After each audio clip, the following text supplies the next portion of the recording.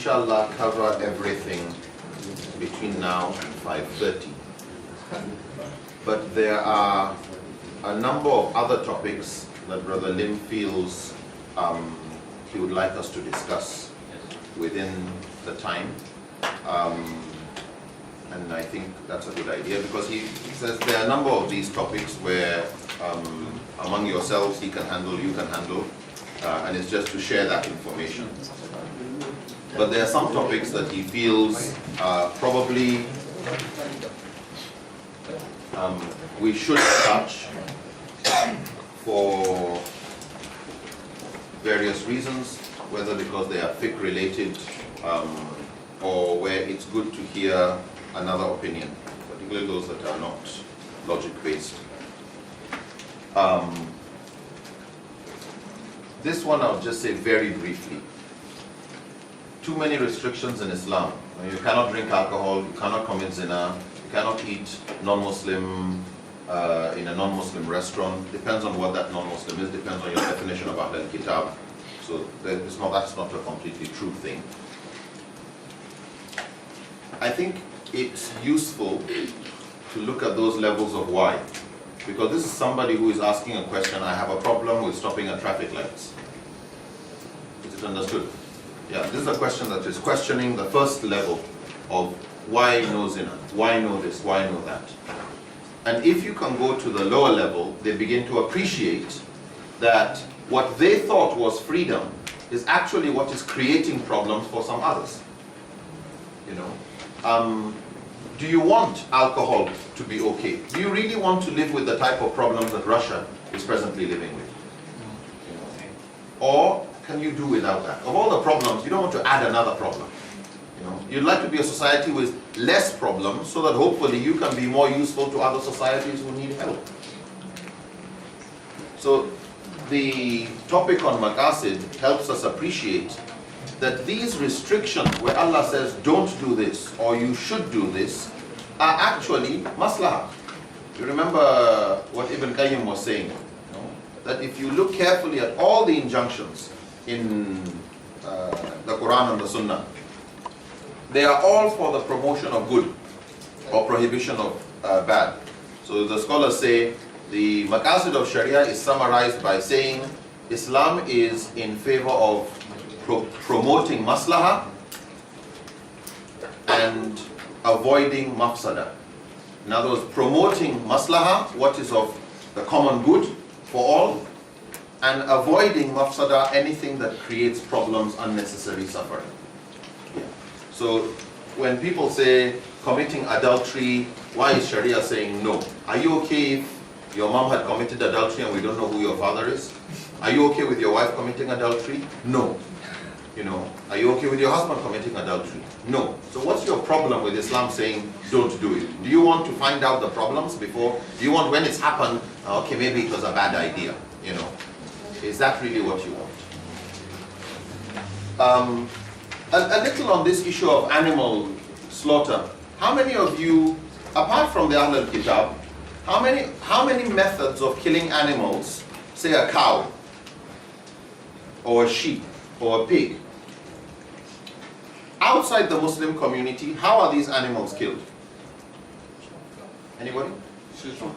Sorry? Shooting. So shooting, that's one method. Electrocution. I'm saying in the more rural areas. Knocking the head. Okay? Yeah, you get a club. Get a club and you tie the animal and you beat it to death. Any other method? You know that, have you seen how they kill dogs sometimes? Yeah. You just tie a leg, hang it, so the dog is hanging from the leg, and you get a cricket, yeah, baseball. You beat it to death. Or they put it in a sack. Okay, they put it in a sack. It's like in a big bag. You just beat it till it's dead. What of a cow?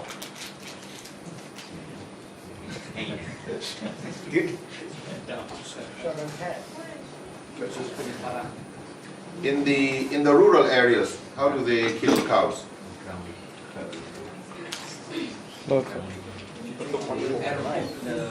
Not the head. Some use a spear, okay, to jab it. They try to get it on the heart. Some just poke it till it bleeds to death. Others, you just get about 3 people and they surround it with machetes. You know, everybody hits the cow until it's down, down, down, it's dead. Okay. Now,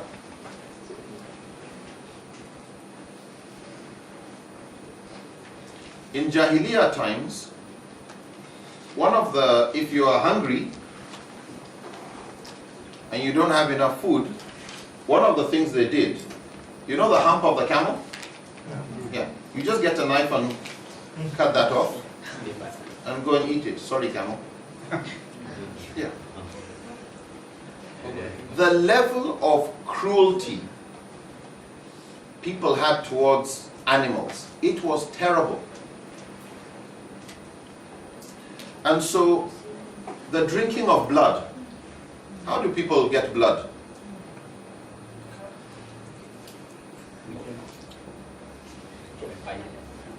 Yeah, they get an arrow or a knife, they look for the jugular vein, they poke it, collect the blood.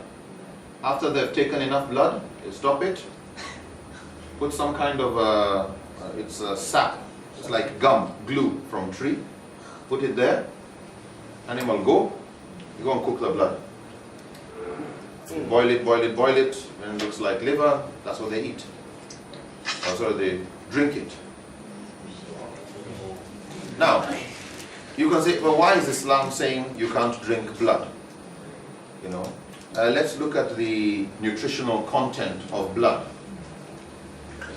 Allah is Rahman, not just to human beings. Yeah. You can say, well, the blood is okay, it's not too bad, you know, it's healthier than drinking coffee, whatever. Yeah. But what about the cruelty to the animal?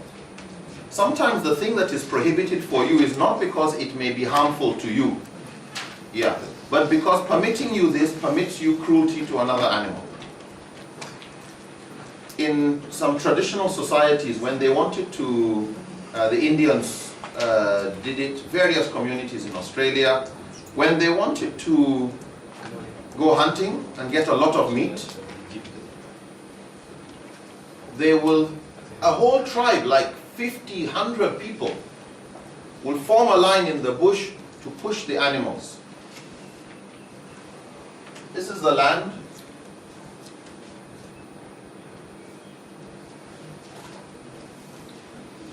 You've got your little river there. This is a cliff, mountain. So you've got all these your animals grazing here, and these people, crazy people, they are hungry. They drive all the buffalo, drum with horses, with everything, and they run as a crowd. But the first group of buffaloes to see it can't stop the others. Is it understood? Yes. They just move as a crowd, and they all fall over the cliff. Yeah. And so you get hundreds dead, but that's enough meat for them to salt and dry for the rest of the year. Yeah. Enough skin for this, etc. So to them it made sense. Islam prohibited eating animals that died from a fall. Why? This was another method even the Arabs would use. You know, where you go to a mountain in this part of the world, forget about it, Scotland, forget about all that. But the key point is, you can say, but what's the problem? There's nothing harmful about the meat, you know, it's fresh meat. Yes, but think of the trauma you created for the animal. From an animal rights perspective, you begin to appreciate why Islam proposes certain ways of slaughtering an animal. That you don't sharpen the knife where the animal sees it. Yeah. The Prophet ﷺ told somebody he had his animal, and he was sharpening the knife, and the Prophet said, do you want to kill the animal twice? You know, like one, you scare the animal. You don't slaughter the animal where the other animals can see. And in some scholars, like among the Maliki scholars, if you put a cow or a sheep down, before you put it down, you give it food and water. You know, so that it feels everything is fine. It doesn't know you are going to slaughter it. And then you fall it on its side, it still doesn't know what's going on. All it knows is, what's wrong with these guys? You know? But then you use the ear of the animal or your hand to cover the eye. So it doesn't see the knife coming. And you make sure it's sharp, and you slaughter rapidly the two jugular veins. What happens is, the amount of blood that is lost instantly puts the animal into coma. Okay? Before it can even feel the tinge of pain, it's already lost its consciousness. In other words, slaughter the animal in such a way that it could not have begged for a faster way to die. What is the normal way animals die? Another animal eats it, right? Yeah. The lion follows the zebra, or the snake follows this, or eagle follows that. How does an eagle kill a rabbit? Carries it up, drops it. Yeah. Falls dead, carry it and go and does what it wants after that. You know, is that a comfortable death for the rabbit? You know, a zebra. Do you really want to be killed by a lion? How do lions die? No. Think. How does a lion? Old age. Exactly. Old age. But how does it die in old age? Would you like to be an old lion? Because you get old. Do you think the lion believes he's old? No. He has to fight with another lion. You know the animals that usually kill lions, old lions? It's rogue lions and hyenas. Hyenas. Yeah. But how does the lion die? It's a slow and painful death. Yeah. In the natural world, animals don't have a nice death. You don't lie on your deathbed with your children around you and whatever. Yeah. Okay. It's pretty brutal. A normal way you die, but alhamdulillah, you know, out of Allah's rahmah, the carnivorous animals, like the lions, the cats, whatever, they aim for the neck. You know, when a lion catches a zebra, whatever, it pulls it down, it wants the neck, that's all. And when it holds the neck, it prevents the breathing. Yeah, it bites, it prevents the breathing. You know, and end of movement, then it carries on. The Islamic way of slaughter is the least painful in the animal kingdom. It's the least painful. I did agriculture, I specialized in animal science. And they taught me, and I did it, how to electrocute a pig. And you put the stunner, like a thing with God knows how many volts of electricity, and you put it and the falls down. You mean that wasn't painful? Painful. Ask a human being who got electrocuted, was it painful? Of course it was painful. It's very painful. Very. It's nonsense when they tell you, oh, it doesn't feel pain. That's a big lie. The purpose of electrocution is to stun, so that instead of 2 or 3 people holding the animal down, one person can do it. That's the purpose. It's not supposed to be reducing pain. But they talk about it as if it's some benign thing. No, it's just for economic reasons. Instead of employing 2 people, 1 person does it. You know, and but it's very painful. So the types of animals, you see, when you look at the various methods people kill animals, if they don't have the guidance of slaughtering from the neck, it's a very cruel method. And so from a purely maqasid point of view, leave the usul side, but from a purely maqasid point of view, you could also see why Islam is not in favor of Muslims supporting cruel method of killing. Okay? And by telling Muslims you can't eat food that has been slaughtered or killed in the following ways, with a blow and this and that, it forces Muslims to move in the industry where they handle the way animals die. In other words, it's getting among mankind, let the Muslims go and tackle the issue of how to kill animals, because that's at least a more humane, kind side of humanity, bringing the end of a life of animals, instead of just leaving it to anybody to do it the way they want. So even though you say, oh, why is Allah saying I can't eat this food, as if you are being denied something, it's actually to force you to ensure that animals are treated more mercifully. Slavery in Islam.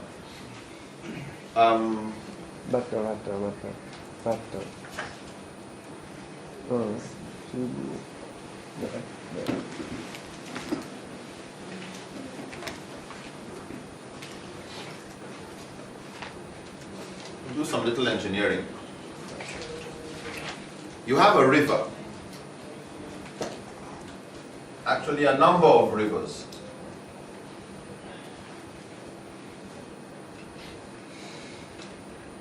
All coming together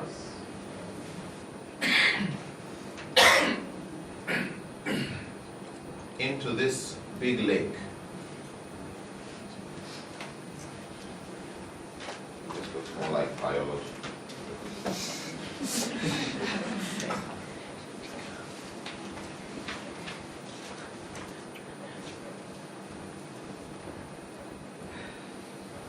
Okay, so you've got water flowing into this place, and there's a dam that is blocking the water. Okay. There's a little trickle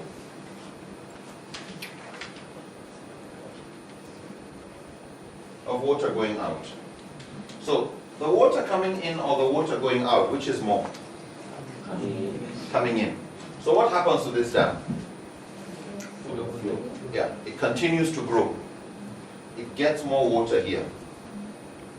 I want us to empty this dam of water.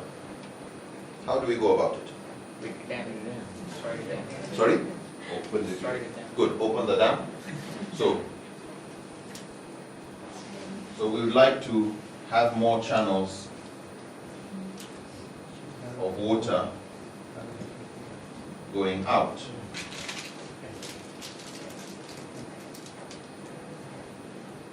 So now what is coming in is equal to what is going out, approximately.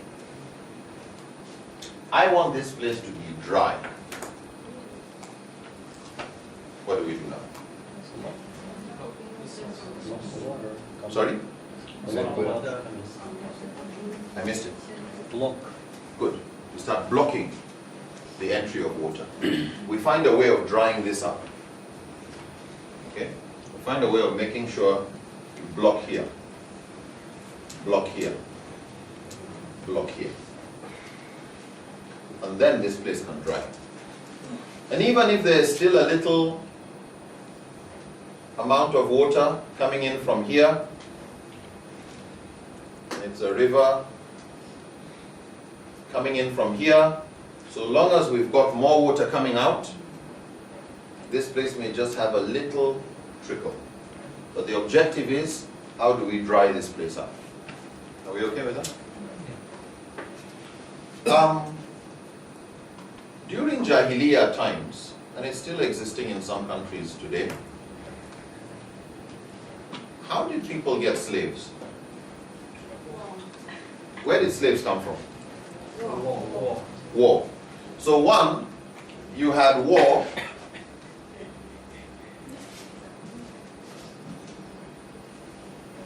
Prisoners of war. Okay? Where again did you get slaves from? Sorry? Kidnap, yeah. You just raid. A settlement, you just go raid, gather everything. So you had raids. Buy.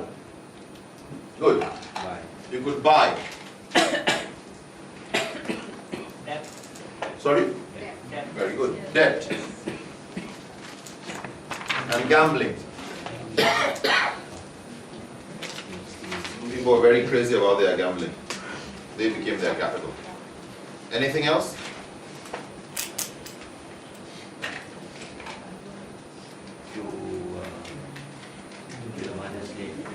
Very good. You're born into it. Okay.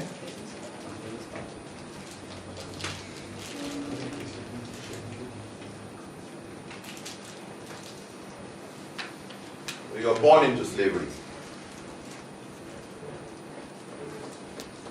Anything else?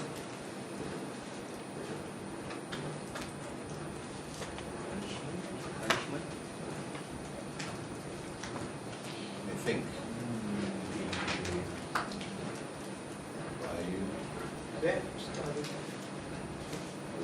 Sorry? Bankruptcy. Bankruptcy? Yeah, that would be together with debt. Voluntarily. That No, is in good. Islam, that's how much he asked the slave, he wanted to be free or Yeah. So for freeing the slave, you can volunteer to be free, but how did he become a slave? These are, if there's any method, inshallah we'll Google it. It'll come. Marriage to bad husband. That continues today. You know, yesterday we were talking about words in the Quran, hand of God, this or that, whatever. The word I was looking for was allegorical. Yeah, some took it literally allegorical. It came this morning. The Google is sometimes very delayed with the head. Now, these were various methods that were bringing slaves into the community. Now, slaves were very cheap labor. If you think about it, can you imagine somebody very industrious, but you don't have to pay his salary. All you pay for is for his accommodation, which can be crap, his feeding, which can also be the lowest, like what you don't want. No dog, give it to the slave. Slave, what you don't want, you give to the dog. You know, you didn't have to treat, he had no rights. In this society, you did anything you wanted with your slave. Anything you wanted. Some slaves you brand, some you do anything. You treat him, you insult him, you anything. Female slaves and male slaves, depending on the master, were put to whatever use. If you're getting too old, whatever, look, sell her, let her just be cooking. But when she's younger, and she can be used for prostitution, that was an economic thing to do with a female slave. The male slave, what was he good at? If he was strong, he could work on the farm, he could whatever, that would be good. If he was educated, he would be a teacher. He would do something. You know, he'd be a house help. He'd clean the house, he'd do this, etc.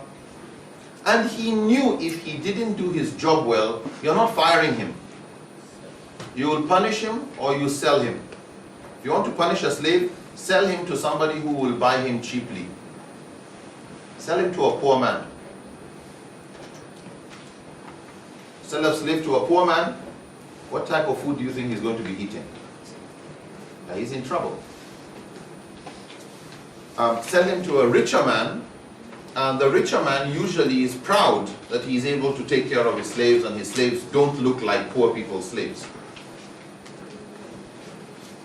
So, you had a community that was using slaves for everything that they didn't want to do. But it was mainly economic. This was so serious that if you said you wanted to remove slavery, imagine what you are doing to all the upper class in society. They will rebel against you. Because suddenly you are turning them into poverty. So they had their own reasons for wanting to maintain slavery. And so the American Civil War, a lot of people got killed. But the key thing was because somebody had a way of ending slavery, but yes, you ended slavery without helping the slaves have a better life. Is it understood? And so the poorest people in these societies are still the former slaves or the children of the former slave. The racism hadn't been removed and the position was not improved.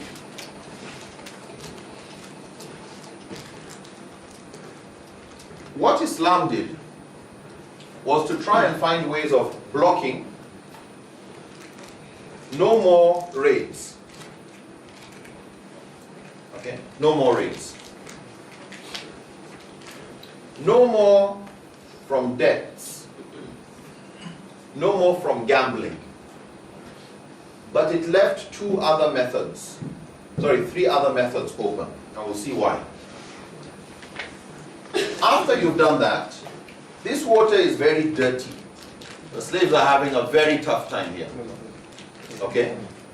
So how do you improve the position of the slaves first?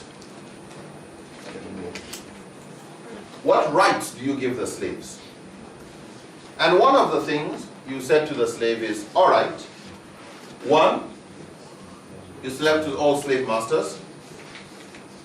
They are your brothers in faith. And if Allah had willed, He would have made you a slave. And you let them understand that there's no superiority when it comes to faith. Secondly, you let the masters know that the law has some special concession for slaves. Okay? The law has special concession for slaves. So whatever offense a free person does, the punishment for a slave is what? The punishment for a slave was half. Yeah. Whatever, if you had 100 lashes, the slave only has 50. Whatever punishment is for a free person, the slave, they estimated what was half. Okay. Just as the wives of the Prophet would have double punishment if they did anything wrong compared to others. Okay. So one was the legal leniency that was given to slaves. But then you put another thing. The slave masters were told, you feed them with what you feed yourself, and you clothe them with what you clothe yourself. It's from the Quran. Now, if you're a poor person who was putting a slave in some terrible condition, this was not good news for you. Because it means you should treat him as your brother. You don't overwork him. But even the language you use, you can't insult him. Yeah. To even say Abdi, my slave, in public, was a basis for which a slave could get his freedom. So we're no more talking about slaves anymore. If it's slaves from Gladiator, you watch Gladiator? Yeah, what are the rights of slaves? That's what it was in Jahiliyyah. You do anything you want with a slave. You can kill him and no consequence. So when it came to the position of the slave in society, before we talk of how do you free them, it is raise their socio-economic status, legal status, so that they are more comfortable. Now, because you put restrictions, now you have to feed them as you feed yourself. You also put another condition. So, number one, insult the slave, he can get his freedom. What you call deal. The slaves were now given the right to manumission. The slaves were given the right to strike a deal on how to get their freedom. So if I'm a slave and I don't like my master and he doesn't want to free me, I can agree on a deal with him. Is it understood? Yeah. All right. What do I do? So there was one slave, the master didn't want to let him go. And he asked for manumission, that he wants his freedom. He was ready to buy his freedom. And the master said, because he knew he had to agree on something, he said, all right, he wants him to plant an orchard for him, a big orchard. I've forgotten the size, and he will have his freedom the moment the trees start to bear fruit. Like it was expected, all right, this guy will probably get his freedom in the next 3 to 4 years after doing this big job. So the Prophet and the Sahaba got together, joined the slave to establish that orchard. And Allah blessed it. And within, I think they said a year and a half, it started bearing fruit. And the guy got his freedom. But the point being that there's a legal permissibility for the slave, if he wants his freedom, to get his freedom. Some slaves didn't want their freedom. Why? They don't have anywhere to go to. They'd rather be around with people like Abu Bakr as his master. There was one slave of Sayyidina Abu Bakr, this guy. He used to like to dress properly. And he would dress far better than Sayyidina Abu Bakr himself. You know? And he liked to move around, you know, in a very, very proud of the way he looks. So somebody asked Sayyidina Abu Bakr, "Is that not your slave?" He said, "Yes." "How do you allow him to be dressing like that?" "He likes it." You know, like they were treated like your children. You know, they were treated as members of the family. So that's the kind of slave that doesn't want to leave. You know, it's just like what do you call it? Zayd, Makkah. We discussed it yesterday, right? Yeah, he liked where he was staying. He liked the Prophet. He preferred that to his own family.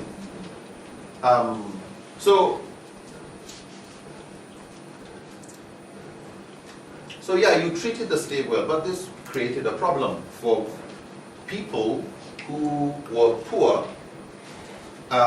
They had to sell their slaves to richer masters. Why? Because they could not afford a slave. A slave is now becoming expensive, you know, because I have to give him the kind of dressing I wear. He has to eat the kind of food I eat. You know, like, that's not a cheap thing anymore. It used to be okay before when he could sleep with the dogs, but now it's a bigger problem. And so leaving this option open that you can buy allowed slaves to move from poor to the rich. It allowed slaves to have a better life. They were still slaves, but they were in better hands. In other words, it's taking the slave away from the kind of poor quality of living standards to a better standard. If he still wanted his freedom, he could get his freedom. Okay?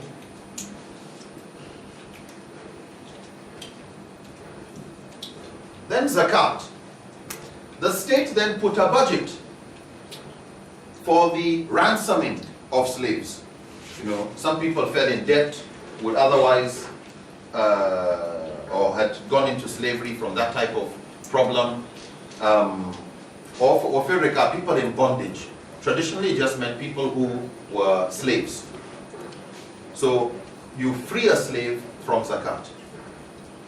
This is apart from the sadaqah, apart from it being good to free a slave. We're looking at those that were, well, if you say it's good to free a slave, it means you've got a choice to do it or not to do it. We're talking of those legal structures that were put in place to empty the dam. So a percent of zakat. So as the community got richer, it was able to free more slaves. In fact, during the time of one of the caliphs, Umar bin Abdul Aziz, because of the economic situation, the money that was taken round town to look for people who needed help, they took it round, nobody needed it. They said, go again, go again. And they came back, said, look, there's a lot of money left, and nobody belongs to a category where he needs zakat. The Caliph said, use the money to buy slaves and set them free. Yeah. Use the money to buy slaves and set them free.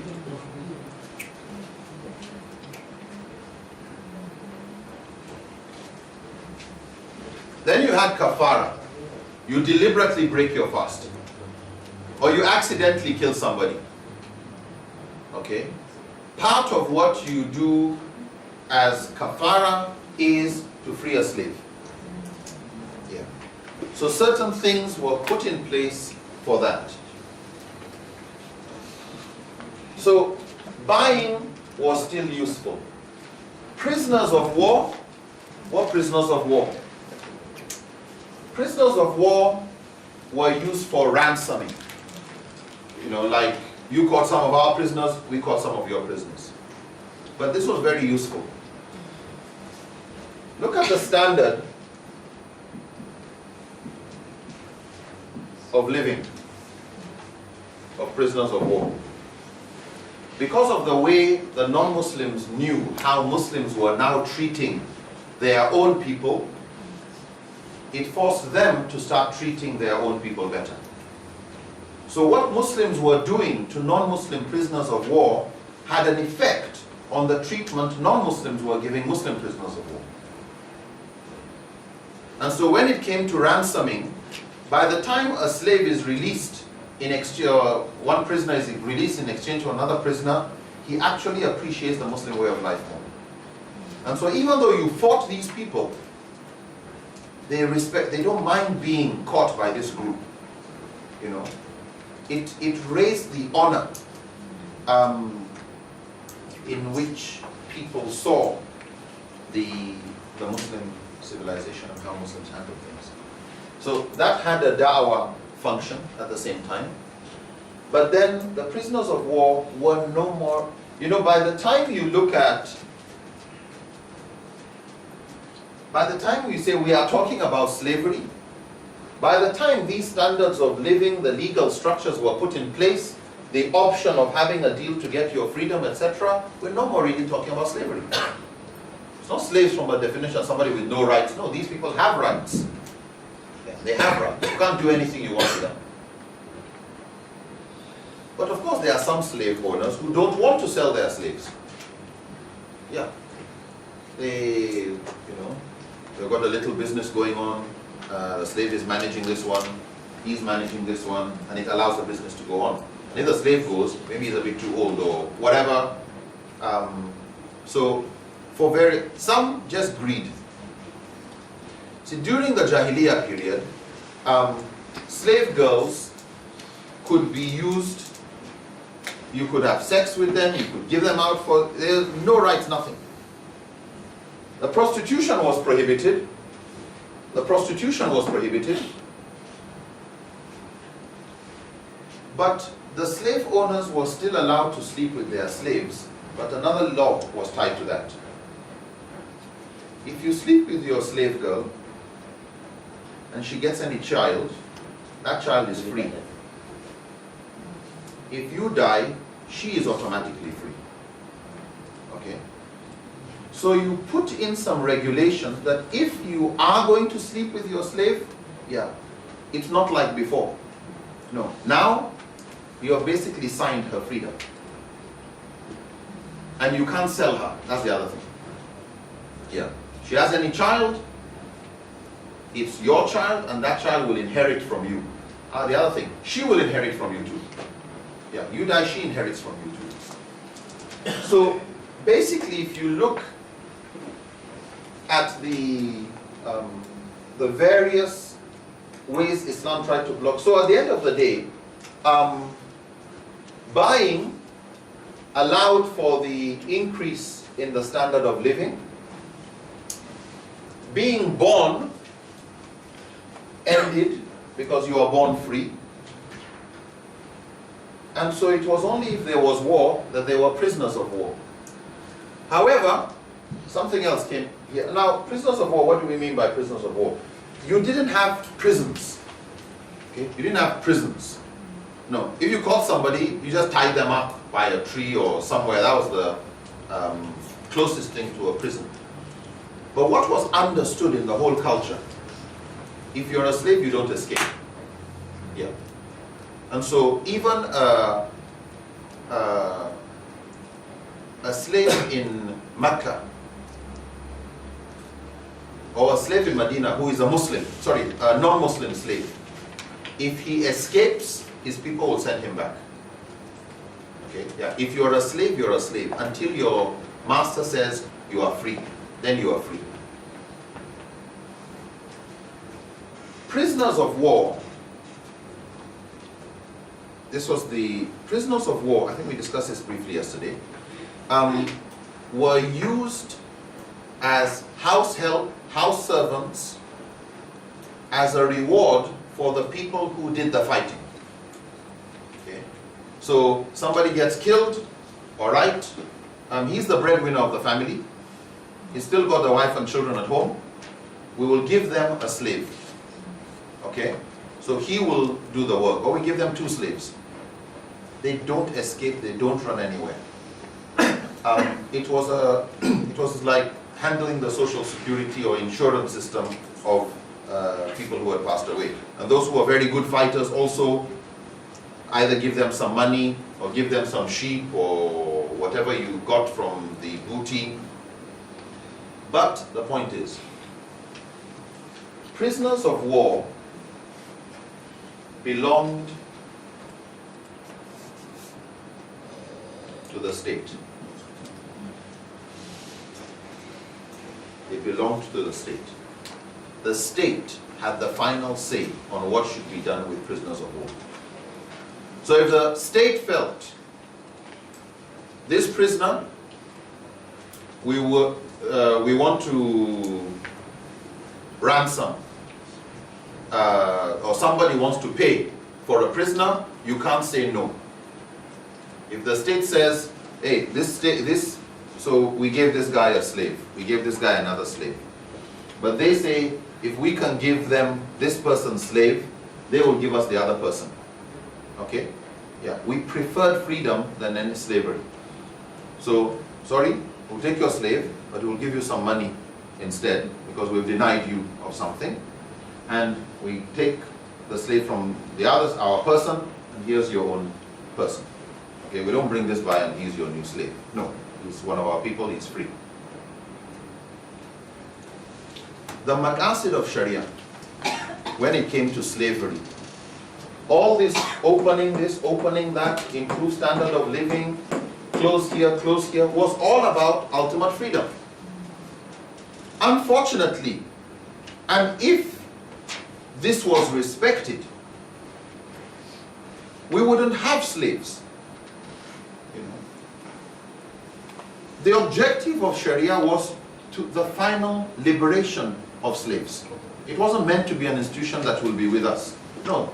Only if they are prisoners of war, then the state decides what to do. Okay. In modern states, it's not even safe for you to say, let's make them prisoners. You don't know what they'll do. I mean, yeah, you capture somebody, and you say he's your slave. Tomorrow you just poison the whole family. You know, yeah, it's not a safe institution. It wasn't for a lot of time. Some of the slaves became part of rebellions. So slaves then started going into prison camps. They started going to concentration camps. They started going into all sorts of things when, what else do you do with them? But the state owned these prisoners of war and decided what to do. So, during the time of the Prophet ﷺ, if a slave was educated, one of the things the Prophet would say was, okay, if you can educate some Muslims, you go free. So like some of the prisoners of Badr, he said, if they can teach 10 Muslims, that was the deal. You can buy your freedom. Teach 10 Muslims how to read and write, and you are free. How long does it take to teach? So long as you don't get some dumb student. You know, if you get a... yeah, so this is just an example of the deals you would have, you know. All right, if you can help dig this, whatever, you can go. If you can do this, you can go. And ransom or as sadaqah. And you find one of the Sahaba, like Sayyidina Abu Bakr, was very well known for that, you know. Not just freeing slaves, but buying slaves like Bilal and a number of others just to free them. So when we talk of society in contemporary, not even contemporary society, before contemporary society, the state was in control. And if the Muslim leaders really wanted to respect the maqasid of Sharia, we would have not had any slavery long ago. What is unfortunate is this was a system of gradually ending slavery without shocking the economy. Yeah. But you have a way of slaves will disappear into society gradually with honor. I mean, Bilal was a slave, but he was Minister of Finance. He was the head of the Baitul Mal at the time of the Prophet ﷺ. You know, like they were well respected. So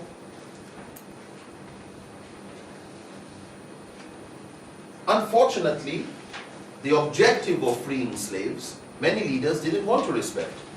They still wanted to continue exploiting. And so until today, you know, I couldn't believe it. I heard it as a rumor, but that there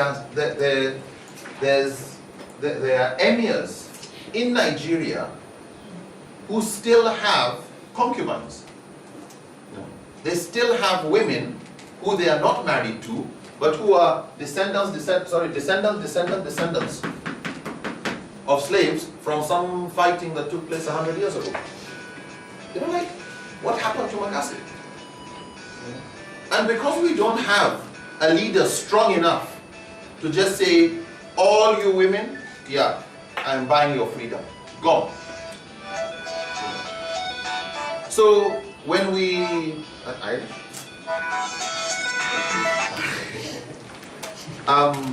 so have we answered the question on slavery? Yes, but what about the verse in the Quran speak about the Arabs culture those times? The husband always, you know, when they address their wives, they say, "You look like your mother." And then that's also one of the reasons they have to fast for how many days. If they can't, then they have to feed slave. It's one of the way of freeing Very good. slave. Yeah, as a punishment, you know, this is like a kafara for insulting a wife in that way. Very good. And I think there's another outlet. I think this probably answers the question. If the slave escape in Islam, during Sahaba time or so, spray or whatever he execute, get back to his master. If the escapee, the slave cannot be found, what is way forward to it? Your animal ran away, what do you do? They say sorry to you. Thanks. All right. Why do you practice madhab Shafi while there are other madhabs? What is a madhab? Anybody? What is a school of thought?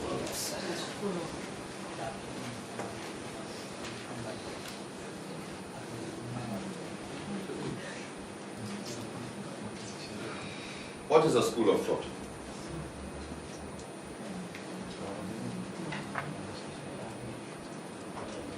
The way to understand Quran and Sunnah better. Sorry? The way to understand Quran and Sunnah better. Okay.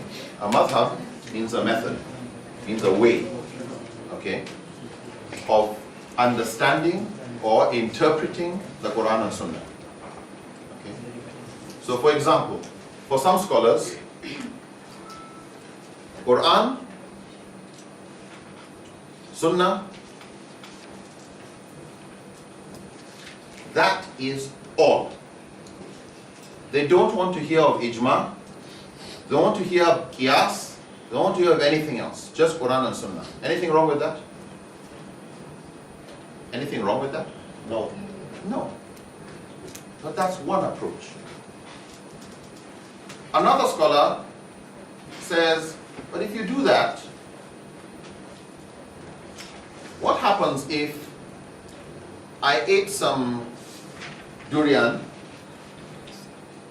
last night and it's time for subu and it's just gas? There's one other kind of bean, green thing that's good at producing gas. Bad experience. You think because it's nice you want more, right? And you go to perform ablution, you don't get to finish your ablution. You finish your ablution, you don't get to start your prayer. And you're just on this roundabout. What do? Every time you do ablution, the ablution breaks before you finish praying. So what do? Don't drink. Don't pray. But prayer has its time. Anything from the Quran? What to do? Anything from the Sunnah? What to do? Nothing. Okay? So some scholars say we do qiyas. Okay? Let's look at something similar from which it can give us an idea of what to do in this situation. Okay? When a woman is in her monthly periods, and that period may be supposed to maybe 5 days or something like that. But then it goes beyond 5 days. Well, normally, she'll just, after 5 days, she'll just take her bath and back to normal life, praying and everything. But now, it's gone beyond 5 days. What does she do?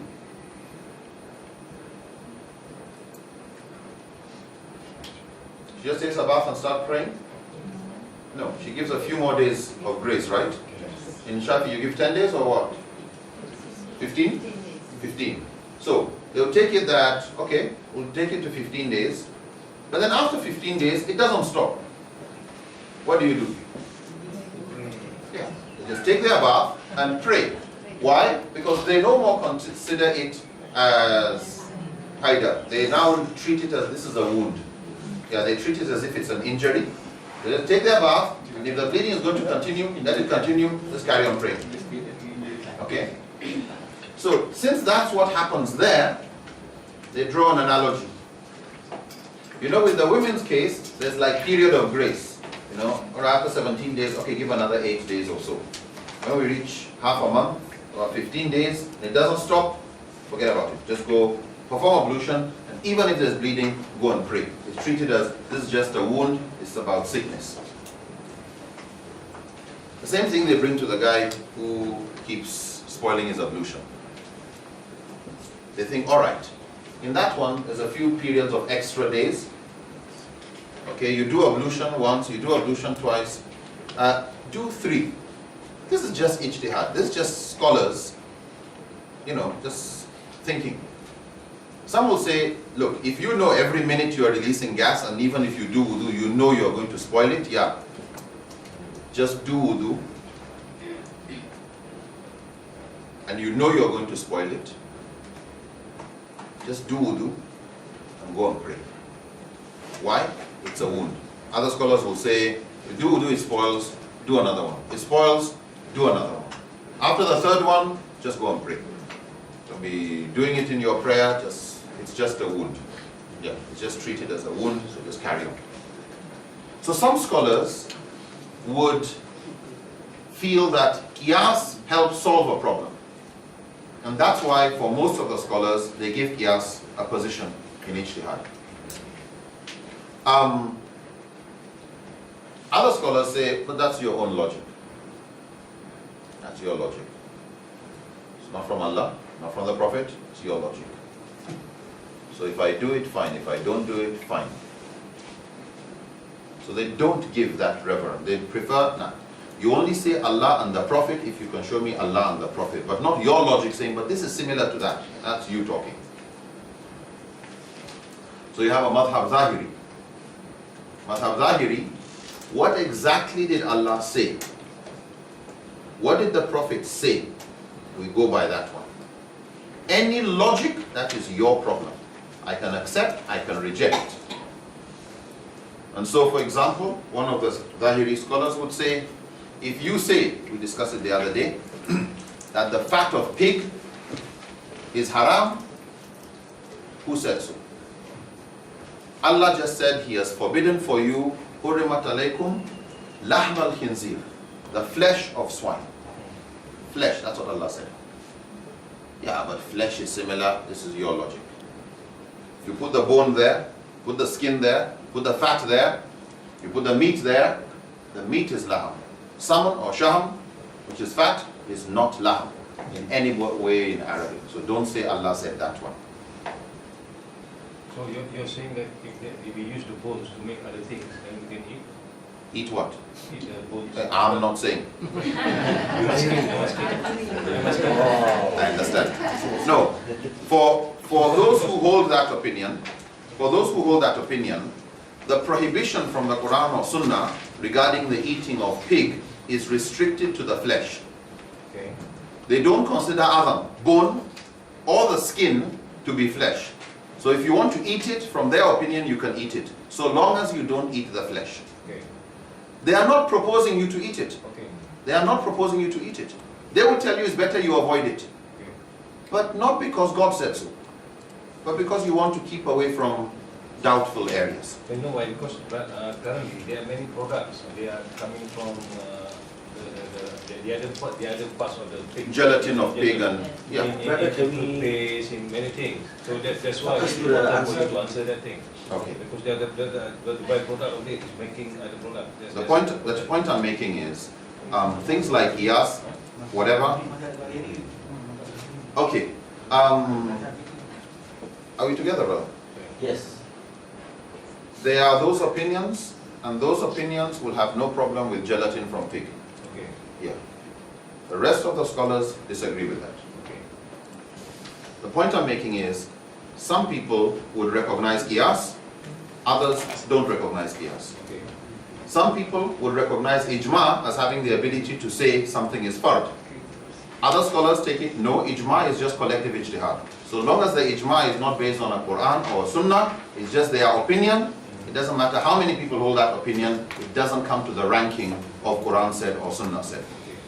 Now, each of these becomes the formula that adds to Madhab Malik, or Madhab Shafi, or Madhab Hanafi, or Zahiri, or Jafari, or Ibadi, or Awza'i, or Hanbali. And there are many. Some have died natural deaths, no enough students, books destroyed, all sorts of things have disappeared. Yeah, Imam al-Tabari had his own madhab too, he was a mujtahid scholar. So the formula that this scholar felt was the best formula for analyzing Quran and Sunnah was what made his madhab different from the other formula.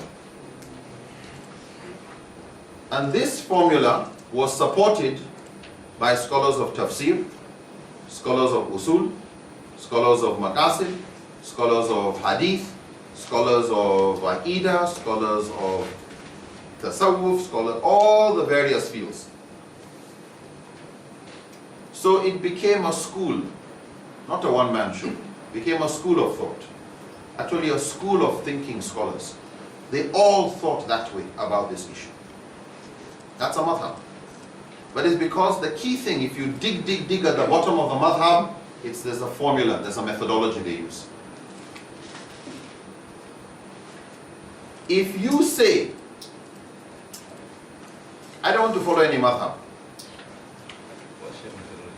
Number one, the implication is nearly every scholar in Islamic history belonged to one madhab, unless his qualification reached the level of a mujtahid and he was ready to disagree with them and start a new opinion. And that happened. And it can happen. But not some ignoramus, somebody like me, coming to tell you I have my own new madhab. No. Like, what's your qualification? You must reach the level of a mujtahid to bring a completely new opinion. Or whether it's a council to bring a new opinion that nobody has said this before, you are the first to say this. And if they like your opinion, gradually, it gets supported by scholars of tafsir, scholars of this. It stands the tests of assessment and criticism, and it survives. If you say you want to approach the Quran and Sunnah without the methodology of usul, so what is your methodology? We have people like the Khawarij, no methodology.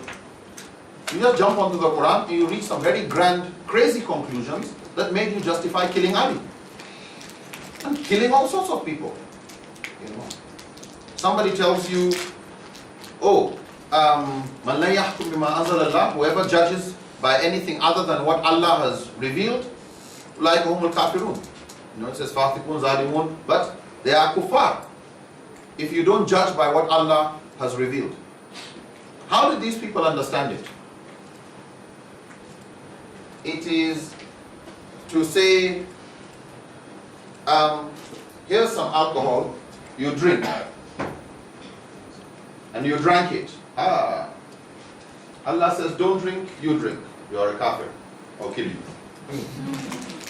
That's how the Khawarij understood it. So when they considered arbitration that Ali went in with Muawiyah as being not permissible, because they looked at it as, you are the right, you are the one following Allah's law, this one is rebelling against you, so that side is kufr.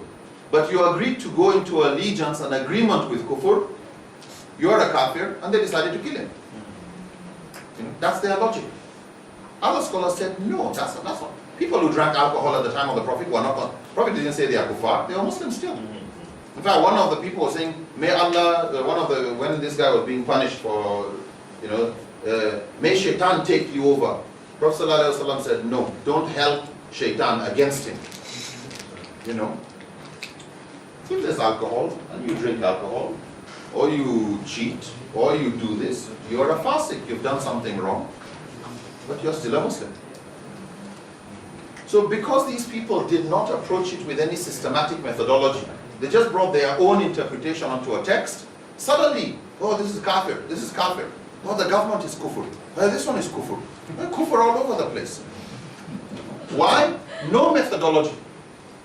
And that is why, if you say you want to do Islam with no regard to madhab, the question is, do you regard methodology? That's the key thing. Not the conclusion of the madhab, the methodology of the madhab. Yeah. So when a new issue comes, but the methodology is not static, as we said a few days ago. The Shafi'i scholars on Islamic finance accept Hanafi methodology. They accept the Hanafi methodology. The Maliki accept the Hanafi method. Everybody now Hanafi when it comes to Islamic finance. But then there's a lot of gravitation towards Shafi on issues to do with fasting. Even the other schools of thought feel that the Shafi or madhab has better methods and judgments on fasting related issues. But the Maliki are better on the issues of Tahara and Hajj.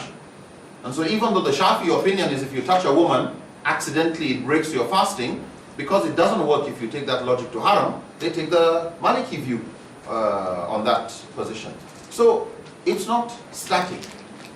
So the question about why do you practice madhab Shafi, look at people who, and we discussed it the other day, some are not knowledgeable enough to say the Shafi opinion on this, or the Maliki or the Hanafi or Hanbali, or a new situation brings any modification, we need to go back to Usul again and look at this new situation.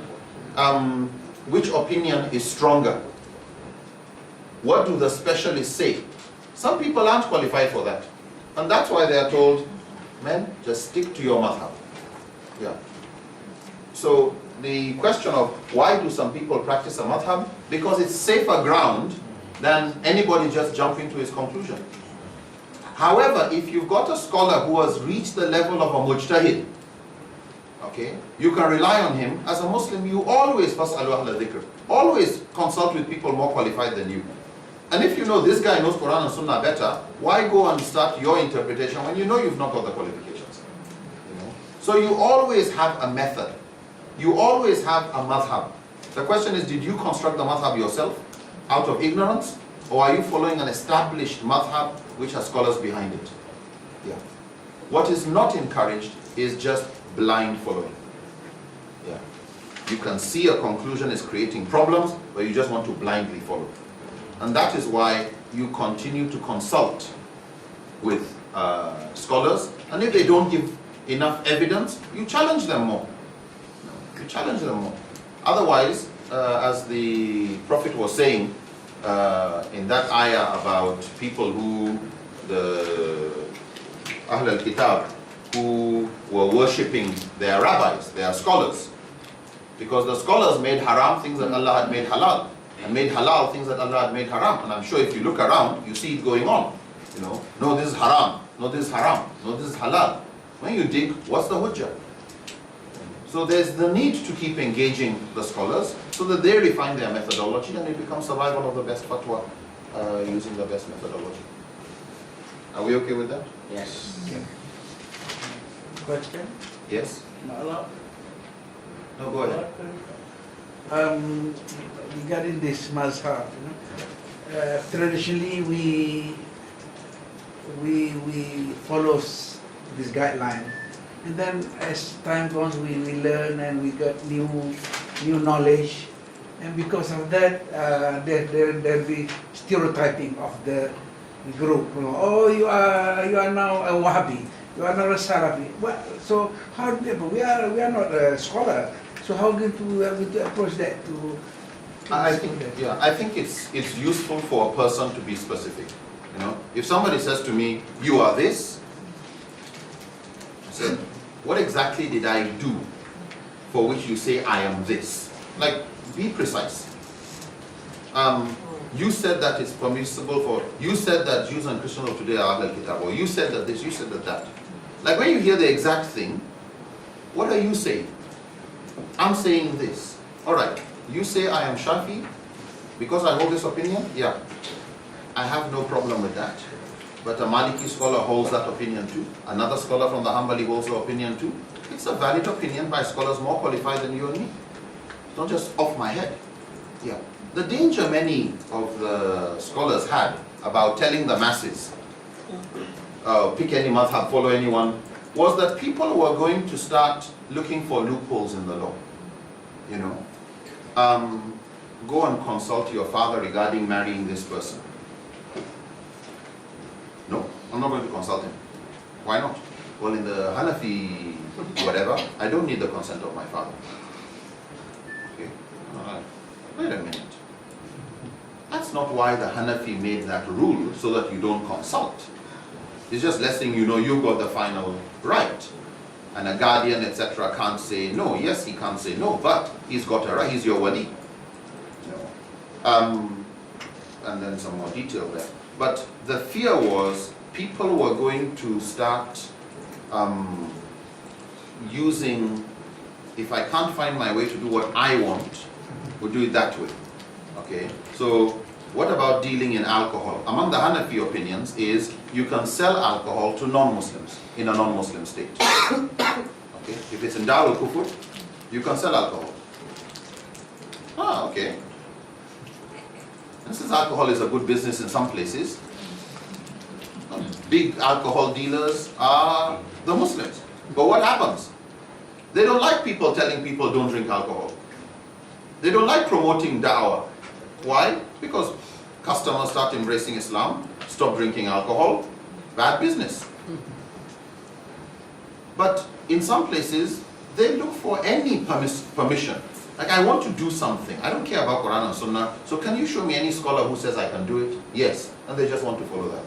So because scholars are afraid of that, they feel, look, that guy's problem would have been solved if he was going to listen to just Hanafi. Yeah, Hanafi people would solve him.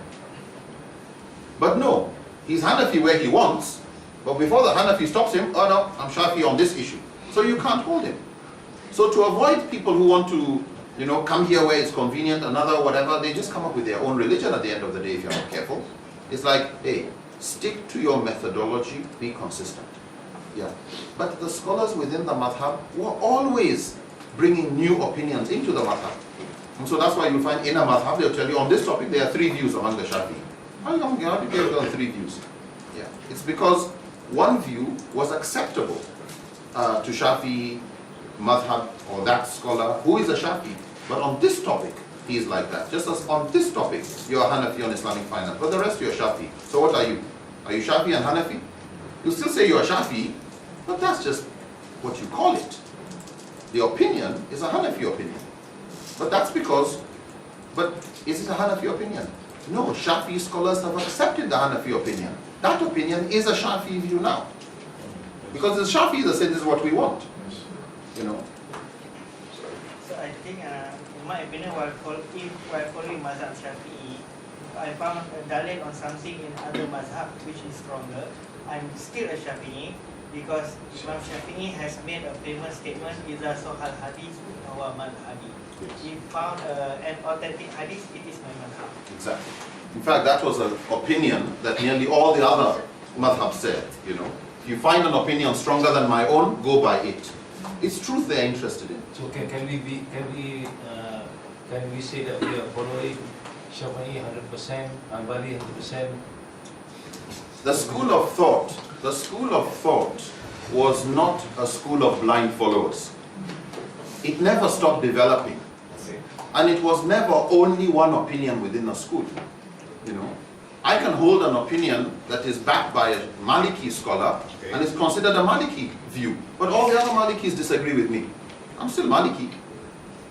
But if I find that another scholar's view is stronger, Shafi's view on fasting is stronger than the Maliki view, or the Hanafi view is stronger on zakat and whatever, am I going to just blindly follow when I can see the maqasid of Sharia is neglected by the Maliki fatwa, but the Shafi fatwa and the this wada is stronger on that? You go by what is the truth, in line with usul and maqasid. The key thing is you're not just trying to look for something easy for yourself, but between you and Allah, you can stand before Allah with what you have chosen. The argument that Dr. Zakir, this Imam, they don't meet each other because some of them doesn't meet each other. So we who live now can see the whole thing is being spread about us. So now, we can see the beauty of it, the beauty of all this argument, and when it fit the maqasid, then we follow it. That's what he said. Maybe I would like to. I'm in tendency to like his idea because some of these poor imam, they don't meet each other because they live in different time, and they don't have internet, they don't have Twitter and all that to discuss this thing. Now everything.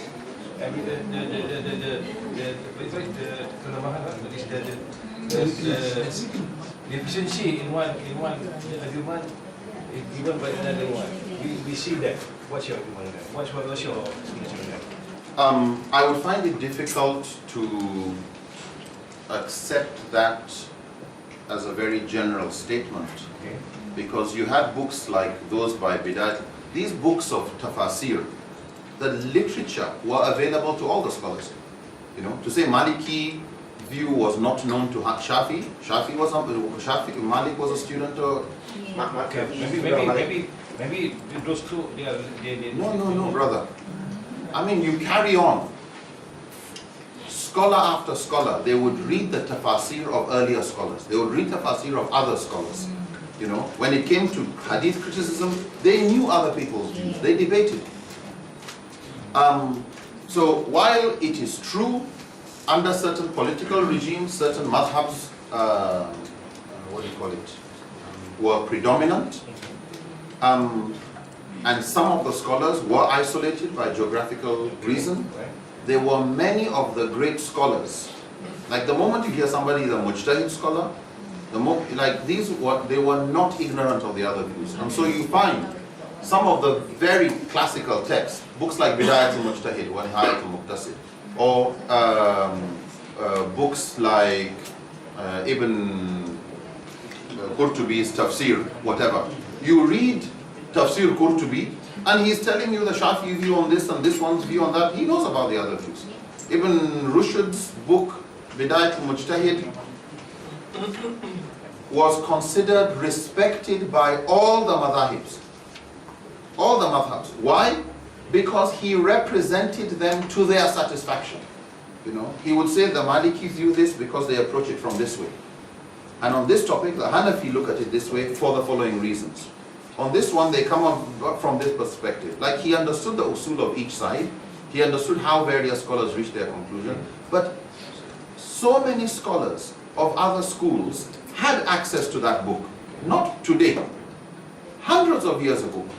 Yeah, so they had access to each other's literature. Today, you can say, well, we have access to all. We are a more literate society. But in many ways, we are more ignorant about Islam. Yes. The key thing is, something that has changed. Today, most people have not heard of usul. The breakup regarding if you studied usul and ijtihad and how to do fatwa, you're a mufti, and that's what you studied. If you studied hadith, you are a muhaddith, so don't talk outside your field. If you are a mufassir, you do tafsir, don't talk outside of your field. If you are a faqih, you give fiqh, you don't talk outside your field. Now, a muhaddith is giving fatwas. A mufassir is giving fatwas, that's not his job. You know, before they knew the departments, it's like university type of department. You knew your department, you knew where your knowledge stopped. You know, but you find somebody, everybody in the world tells you, this is a hadith scholar. But you see the guy going on TV or whatever giving fatwas, you know, as if he's a mufti. He's not got even the prerequisite qualifications. So, back to, just to wrap up on this, madhabs are schools of thought where they had a consistent methodology of research in the study of the Quran and Sunnah and all the other fields of ijtihad in handling new situations. Within that, there were humans. They differed. Some felt certain methods were better than other methods. And on some topics, they would feel another method was better. It's like tools of a carpenter or whatever. There are times when you change the size of your spanner. You feel, no, a saw will do this, not something else. So the school was the total number of tools that this madhab had. A particular time comes when they find another tool more useful that they don't have, and they go with that tool. You know. So anyway, so on issues to do with Muslim minorities, for example, they find the Hanafi being more advanced than many others. How about we find the answer in Quran, what Allah said in Surah Zumar, the ayat 17 and 18. Fabashir fi ibadi. So give a glad tiding for my servant. Alladhina yastami'una qawla. Those who yastami'una, They listen to what is said. fayattabi'una ahsanahu. Then follow the ahsan, The best. the better. Better. Okay? Yeah. Ulaika alladhina hadahumullah. Orang-orang itu apa? وَأُولَٰئِكَ هُمْ أُولُو الْأَلْبَابِ. Wa ulaika hum ulul albab. Yes. The ones those who understand. So our conclusion is we have to think and divide which one is the right answer and which one the wrong answer. Then among the right answer, Pick the we can best. find the best answer. That is good Muslim. I entirely agree with you. I agree with you. But I bring one guy who doesn't know anything about usul or tafsir, etc., and he wants to decide what is the best answer. Okay? That is advice for somebody who he can assess your evidence. Okay? He knows Arabic, or he knows the hujjah, he knows the evidence you're providing, he knows how to weigh it with the other evidence. But somebody who he doesn't know whether the hadith is strong or weak, he doesn't know whether your method is right or wrong, he's not even qualified to assess one view, let alone compare the other view. Okay? The other thing is the same ayah is used by people, the Mu'tazila used the ayah to justify reason above revelation with whatever. Why? Because it says, وَبَشِّرَ الَّذِينَ يَسْتَمِعُونَ الْقَوْلَ. Give glad tidings to those who listen to what is said. فَيَتَّبِعُونَ أَحْسَنَهُ. And they go by what they feel is best. Okay? What am I going to use to decide what is best? My reasoning? If I don't like this one, what do I choose? So, how the scholars have understood it, we discussed this I think briefly yesterday or so, that where there are differences, and you are qualified to do tarjih, you are qualified to go and weigh the evidence, then that is definitely the best. If you are not qualified to weigh the evidence, فَاسْأَلُوا أَهْلَ ذِكْرٍ كُنْتُمْ لَا تَعْلَمُونَ. Ask somebody who knows more than you. But that means you are blindly following. But it's not blind, because you are following somebody who knows. You have to trust somebody. You know, you trust your doctor, you trust your whatever, you consult somebody who knows better than you. And we discuss the various things. Some would say go with the majority. Some would say no, you go with the majority among the specialists. In other words, Ahl Zikr were the specialists in an area, not just the majority of scholars, no, but the majority of the specialists of the area you are talking about. So it's not, what do the majority of doctors think about giving birth in water. And the majority say it's a bad idea. How many scholars did you consult? 1,000 doctors said it's a bad idea. How many of them were gynecologists and obstetricians? Out of the 1,000, about 50. And what did the 50 say? Or they all said it's better. Who do you go with? 950 who are not specialists, or 50 who all said one thing? Okay. So they would say, go with the specialists. And what do the majority of the specialists say? What was the other thing they do? Some will just, for the sake of consistency in law, because you mess up the issue of a judge if you come to the judge with various fatwas that he doesn't know. I'm not saying we should tell judges not to read more, but because in a particular territory they applied one method of analyzing law, an area, the Sultan usually preferred one law. And if this was the law of the land, that's what they held. But you don't find a person in Malaysia saying he's going to force his daughter to marry somebody else. Okay? How old is she? She's 25 years old. She just finished university. She just finished a master's degree. She wants to marry this person. No. You force her, you must marry somebody else. And when you want to argue your case, he starts telling you, but it's allowed in the Maliki. Says, if you're in Maliki area, you go talk to the judge and the judge will handle your case. And the Maliki will decide how to handle your case. But you don't bring that, and since I don't know enough about Maliki, I know the Shafi madhab, that's what I go with, and you can't force the woman to get married. End of the story. So the laws would usually stay consistent for the particular location. Yeah. But I agree with you. For somebody qualified to assess the whatever, then فَتَبِيُونَ أَحْسَنَهُ. You follow the best, the strongest evidence. Yeah. X. This hukum given by Muslims using qiyas about something that is not clearly supported by the Quran and Sunnah. Example, masak, samak. What is samak? Purified. For utensils licked by a dog as a qiyas for khinzir. What are the guidelines for using qiyas?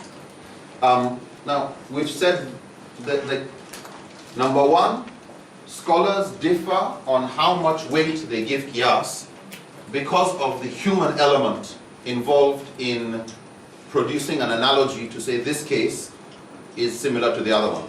So the one we did on ablution, spoiling on the woman something, that is qiyas. There's the other one we did yesterday, suicide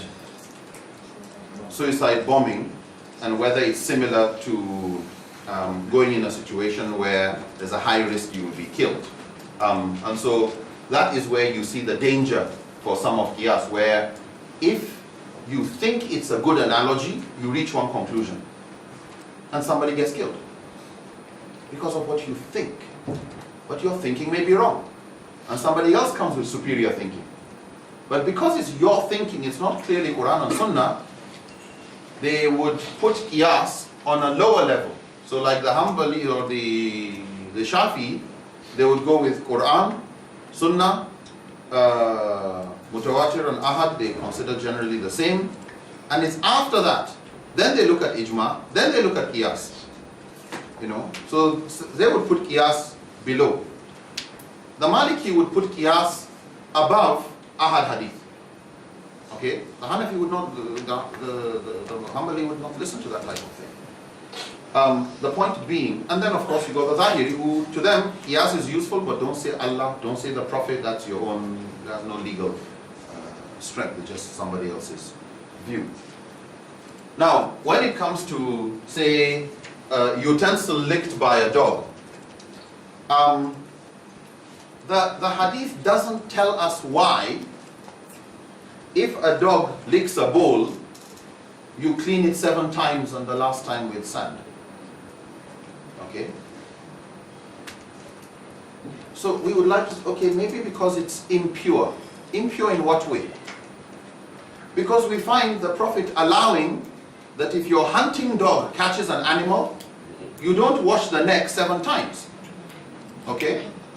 So, why this, why not the other one? Because scholars don't, you see, when you, there's what they call the illa, the operative cause, the reason why this, if it occurs somewhere else, fine.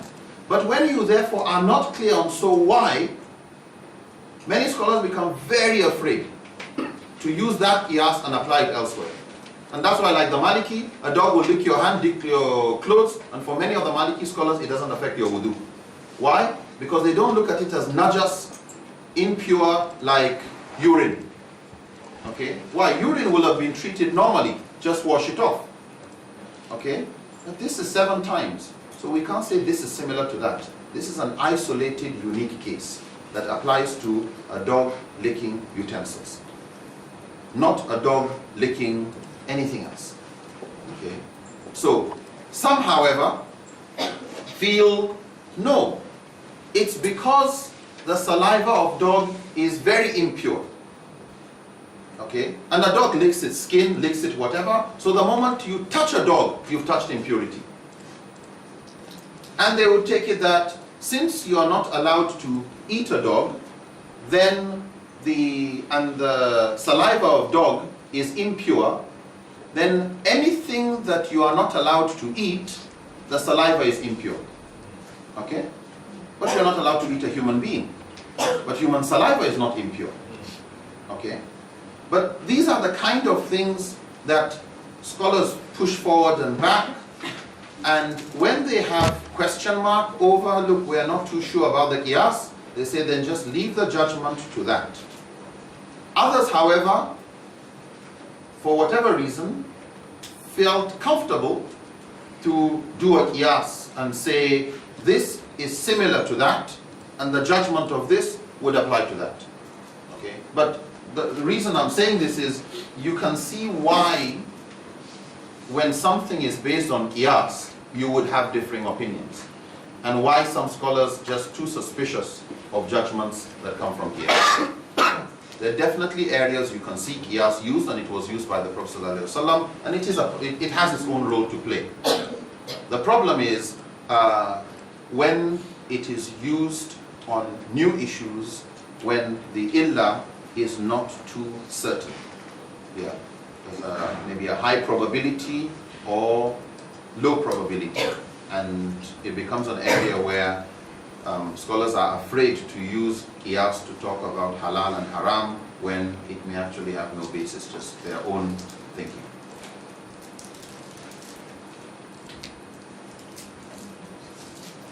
How do we verify the authenticity of hadith? Simple answer, don't. Yeah, it's a very technical field. They're usually concerned about 3 things. Number 1 is 2 things actually, 2 main things. The chain of narrators, who said, and the matan, the contents. If the people who passed on the information are trustworthy, they trust the information. And their job is to try and look at whether the information makes sense. If the information contradicts the Quran or stronger hadith, then they have all sorts of things regarding what to do with that information. Because nobody wants a contradiction. If a hadith appears to contradict another hadith, they try to find out if there's a way in which this was talking about something else, this was talking about something else, what they call taxis. This was specific to this, that was specific to something else. Or this was general instruction, this was specific instruction.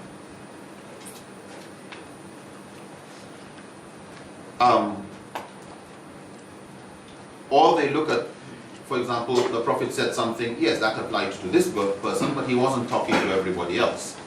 And there are many of these type of things. Somebody owed another one money. and he didn't pay back. And the case was brought to the Prophet ﷺ by this guy. But the gentleman knew the Prophet knew him, and he was close to the Prophet ﷺ. So the Prophet called him aside and asked him, do you think you are able to forgive that debt as sadaqah?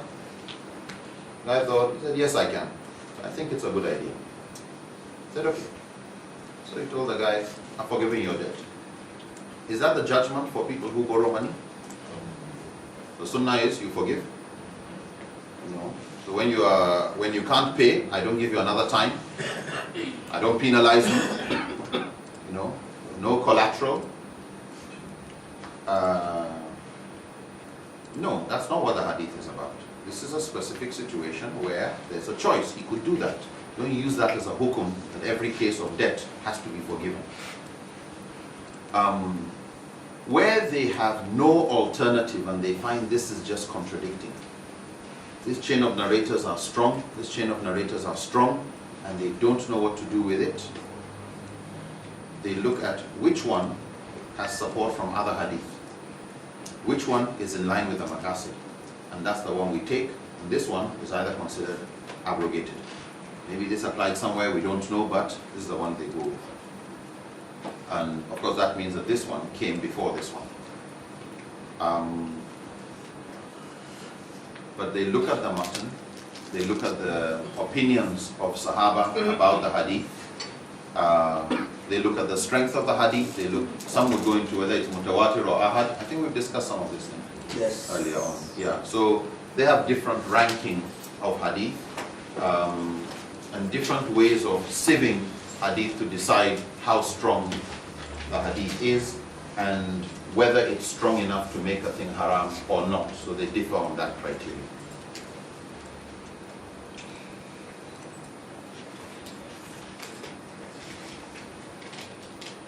Can a good non-Muslim leader become the head of a country?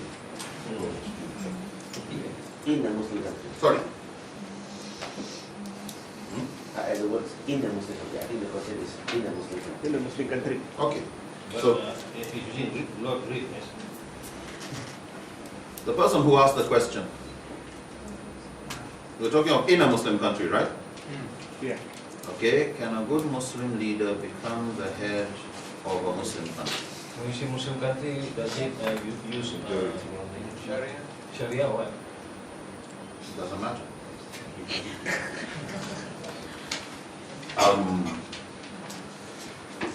Could be, it could not. But I think the question is just asking, can you as a Muslim nominate a non-Muslim as your leader? Not any leader, but Let's start. Sorry? not any leader, but as a head of state. Of course, yeah. So let's start with implementation of Sharia. You want to implement, let's start with another one. You want to make Malaysia a communist country. All right? And you're all communists. Would you get a capitalist as your president? No. Would you get somebody who doesn't believe in your ideology to be president? Like practically, does it happen that way? No. Like who's the fool? Okay. So, would an Islamic state put a non-Muslim as its leader who doesn't believe in the ideology? No, it wouldn't. It doesn't make sense. The question then is, what if it's, yes, you are Muslims in the country, you could choose a Muslim as your leader, you could choose a non-Muslim as your leader. You could choose a Muslim, but he has a history of corruption. Okay. And you got a non-Muslim who he is fair, he is just, he was once governor or chairman of one local government, he was once governor of a particular state, and from all his track record, his faith as a Christian or his faith as a Buddhist, whatever his beliefs are, have made him stand for justice. And everything he does it with justice. He allows Muslims their rights, he allows non-Muslims their rights. Is that allowed?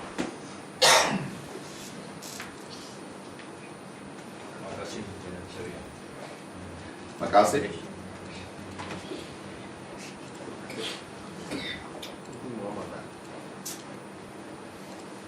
Is this Very good. As compared to the Muslim forum there. is this ibadah? Not even. It's muamalat.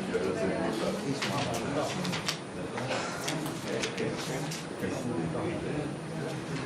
Is it ibadah or muamalat? Muamalat? Is ibadah?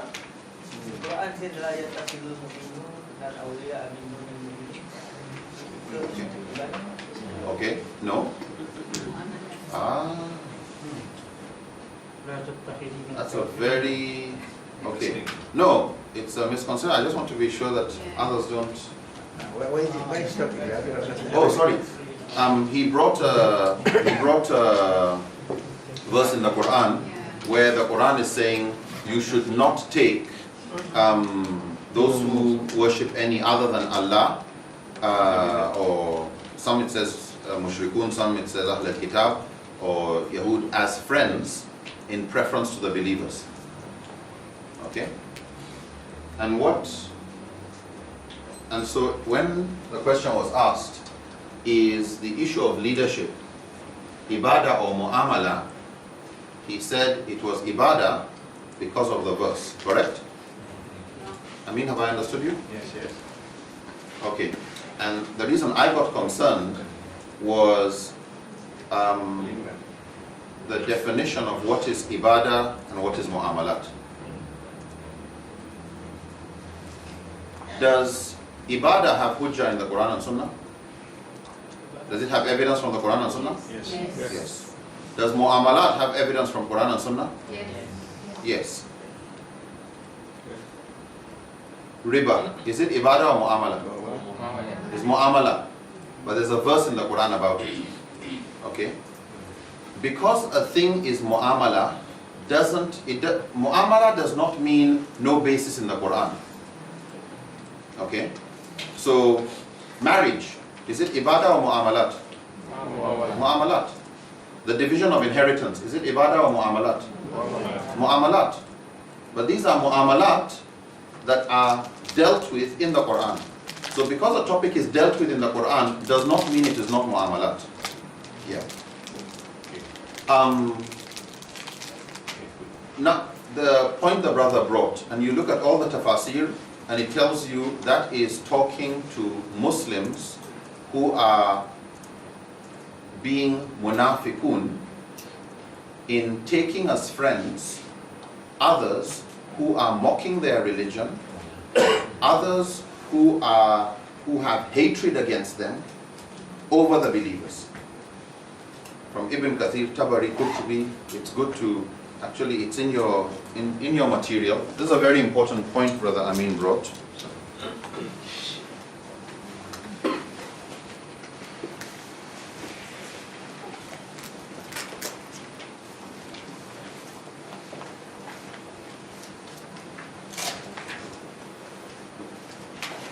Page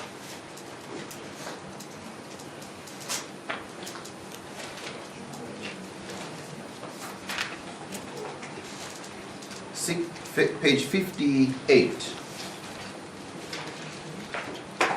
Page 58 goes on 59, and the verse that Brother Amin was quoting, Quran chapter 3 verse 28, let not the believers take those who deny the truth for their allies, that's as awliya, in preference to the believers, since he who does this cuts himself away from the faith. So I would suggest you read the rest of the text, commentary by Imam at-Tabari, down there you see commentary by Ibn Kathir. On the next page, B, another ayah, as for those who take the deniers of truth for their allies in preference to the believers, do they hope to be honored by them, when behold, all honor belongs to God? And you look at the text and see the tafsir, Ibn Kathir down there. The next one, chapter 5 verse 51, O you who have attained to faith, do not take the Jews and Christians as your allies or protectors, awliya again, They are but allies and protectors of one another. You go to the next one, D, Quran chapter 2 verse 120, and there you see the commentary of Imam Qurtubi. Quran chapter 2 verse 120. Never will the Jews and Christians be satisfied with you until you follow their ways. Okay? And then you find the discussion by that one is Ibn Kathir, I think, who comments on it on the next page. Yes, on the next page, the top of the page, the first line. Furthermore, Ibn Kathir comments that Qatada narrated the context of the verse, etc.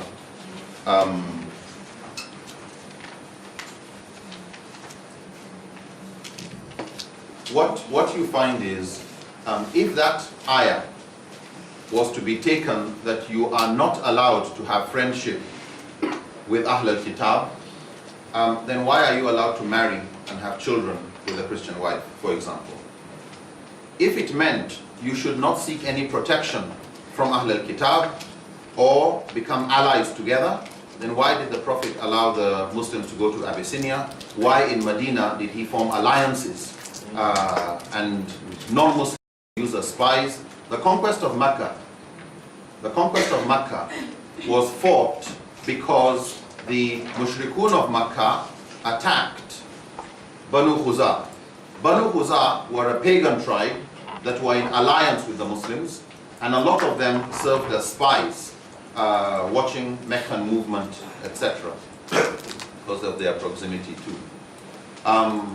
So the question then is, and then of course you have other verses of the Quran which talks about who are you not allowed to have wilayah towards? Who are you not allowed to treat well and be on good reciprocating terms with? And so Allah says in chapter 60, لا ينهاكم الله عن الذين لم يقاتلوكم في الدين. Allah has not forbidden you regarding those who didn't fight you due to your faith, they didn't drive you out of your homes, and tabarruhum wa tuqsitu ilayhim, that you should tabarruhum, be good towards them, wa tuqsitu ilayhim, and be just with them. And the rest of the ayah, yes, Allah says, which becomes a useful commentary on those verses that were quoted, where Allah is saying, Allah only forbids you from taking as friends those who fought you due to your faith, or drove you out of your homes, or aided others in driving you out. Yeah. Whoever takes them as awliya, as friends, are how did Allah describe them? It's in the first one. Yawwa. God only forbids you to turn in friendship towards such as fight against you because of your faith, and drive you out of your homelands, or aid others in driving you out. And for those from among you who turn towards them in friendship, it is they who are the wrongdoers. Okay. So what this ayah does is to show who are we allowed to take as awliya and who are we not allowed to take as awliya. Yeah. So the moment somebody or people either fight us or join others in fighting us, in other words, they are hostile towards us, we don't take them as awliya. But it would create contradictions if where it says do not take the Jews and Christians or these as awliya means everybody, even those who are good towards us, you create more problems in that interpretation, which is why the scholars, Ibn Kathir, Qurtubi, Tabari, these tafsir scholars, in their own tafsir of this verse, restricted the meaning to Muslims who are wanting to be friends with non-Muslims who are against Islam, just so that they are honored by the non-Muslims. So they appear as if, yes, they are Muslims in our presence, but they're actually siding with the others against us. And this was what happened with some of the hypocrites at the time of the Prophet ﷺ. So back to the question. So that point is raised. Yes, everything halal except what is haram. Is it haram to have a non-Muslim as a leader of Muslims? We're not talking of an Islamic state here. An Islamic state, it only, you don't expect a non-Muslim to be the one who is going to establish. So where you have Muslims and non-Muslims, like in Nigeria, we had a president a non-Muslim, a Christian, but he was the first president to allow Muslims the right to establish Sharia compliant states. Okay? But it was a Muslim who's the governor, but he's the president. Because sometimes the Muslim president, because he didn't want to appear pro-Muslim, he didn't give Muslims their freedom. But a non-Muslim president, because he didn't want to appear anti-Muslim, since what Muslims wanted did not contradict the constitution, no problem, they had their own Sharia states. Well, they went and messed it up too. But at least the freedom to do that was given to Muslims by non-Muslims. This topic is tied with the concept of what is called Darul Harb, Darul Islam, Darul Kufr.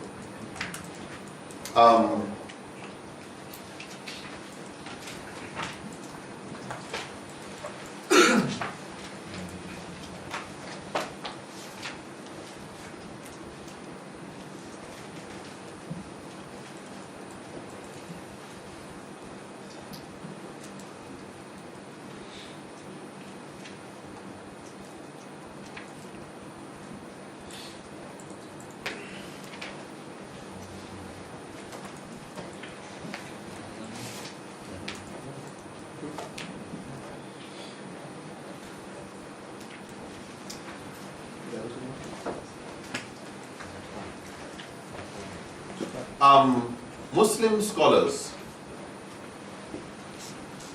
scholars have classified the world into various geopolitical divisions according to their relationship with other countries or others.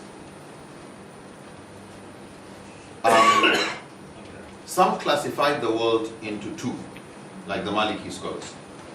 They classified it into you're either Darul Islam or you're Darul Harb or Darul Kufr. Darul Islam for the Maliki meant you are in a state that is implementing Islamic law. That was the definition of Darul Islam. And if you are not implementing Darul Islam, then you belong to the Darul Kufr. You are implementing a Kufr system. Maybe I should say from the beginning, this classification of Darul this, Darul that, is not from the Quran or from the Sunnah. Okay? This is just a scholar assessing and deciding how to divide. So it's not that this division is based on the Quran and the Sunnah and this division is based on something else. No. They look at the reality at their own times and they differ in the way they assess reality. So Imam Shafi had three classifications. Darul Islam, Darul Kufr, Darul Islam, area controlled by Islam and Muslims. Darul Kufr, where it was non-Muslim area, where there was hostility, would fight them. And Darul Sulh, or Darul Ahad, which means non-Muslim territory again, but there's treaty between us and them. Okay? So it wasn't like the Maliki that had a very simple divided into two. You are with us or you are against us. That was generally the Maliki view. In the Shafi'i, there's us, there are those who are with us, and there are those who are against us. In the Hanafi view, the definition of Darul Islam, you see, like Darul Islam for the Hanafi, and I'm not mistaken, you correct me here, for the Shafi'i, was a place controlled by Muslims, whether Sharia was being fully implemented or not being fully implemented. Okay? Whereas with the Shafi'i, with the Maliki, it must be Islam being implemented. This is not to say there were not differences within the Maliki.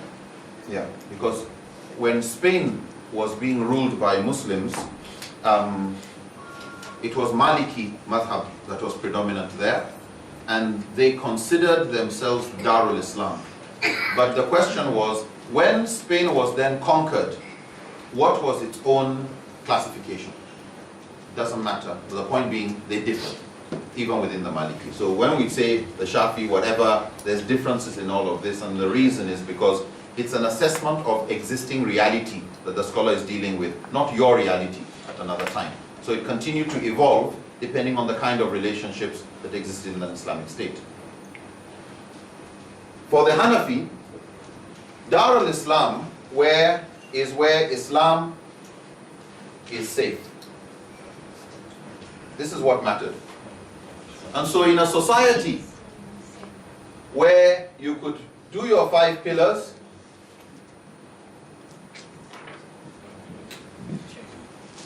and you could do da'wah, it was a Darul Islam. For the Hanafi, if you can do your da'wah, nobody stops you from sharing Islam with others, and nobody stops you from practicing Islam, it means there's no hostility against you for being a Muslim. So nobody is fighting you due to your faith, nobody is driving you out. So long as that criteria is met, scholars have no problem, or these scholars had no problem respecting that place as a Dar al-Islam, in Dar meaning a home in which Islam is safe and Islam can grow.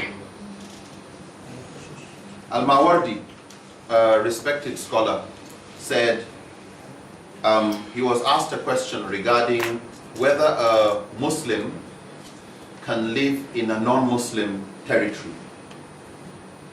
And he said, if it is safe for him to live there, he can practice his religion,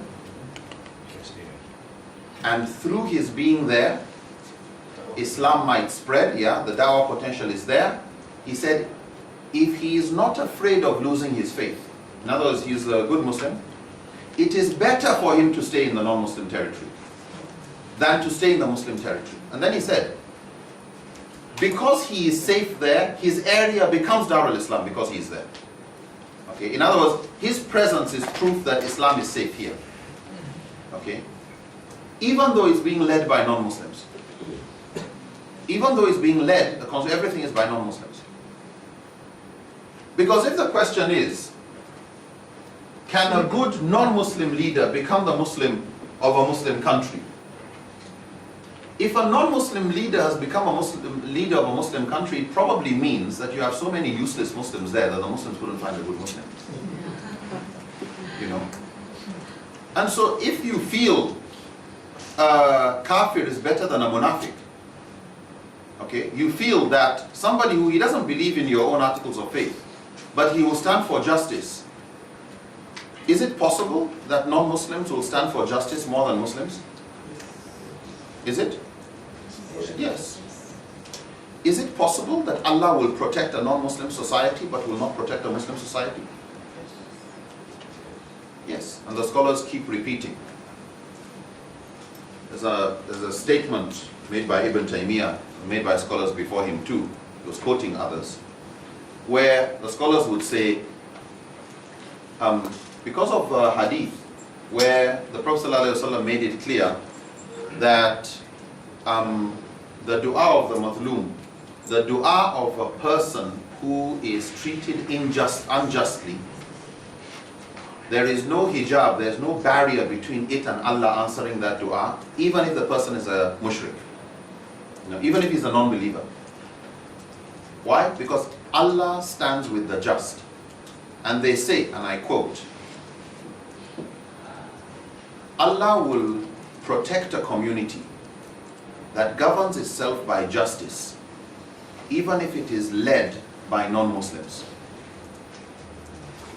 And Allah will not protect a community that govern themselves by injustice, even if the people are Muslims.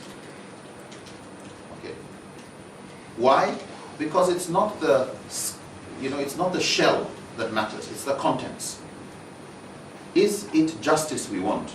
We don't want a Muslim who calls himself a Muslim, but Muslims are suffering under him. Islam moves faster, and I know for Nigeria, Islam is safer in the hands of non-Muslims who will act justly. And so you find people like Aradawi can be banned from Egypt. That's his home.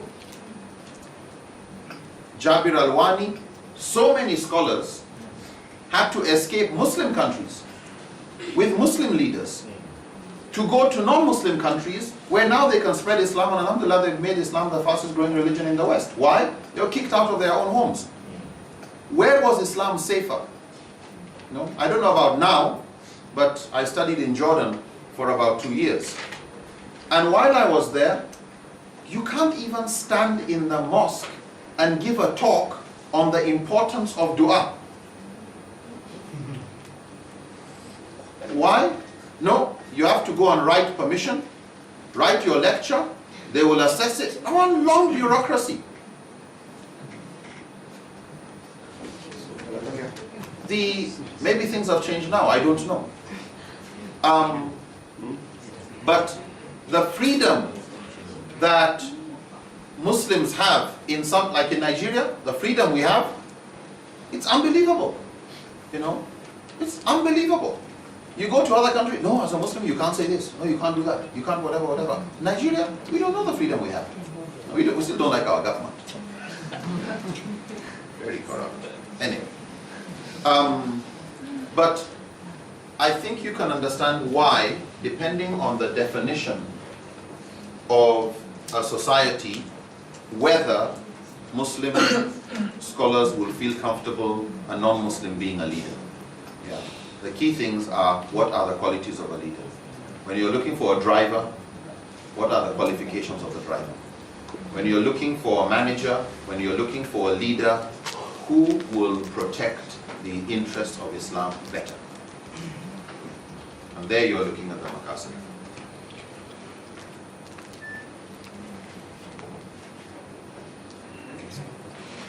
Jews and Christians ask, why do Muslims call them names in every prayer, referring to Surah Al-Fatiha?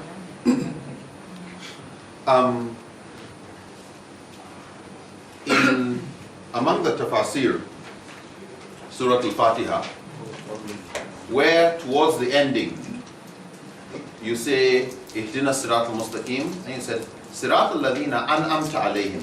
You ask Allah, guide us on the straight path. The path of those who have earned your favor. An'amta alayhim.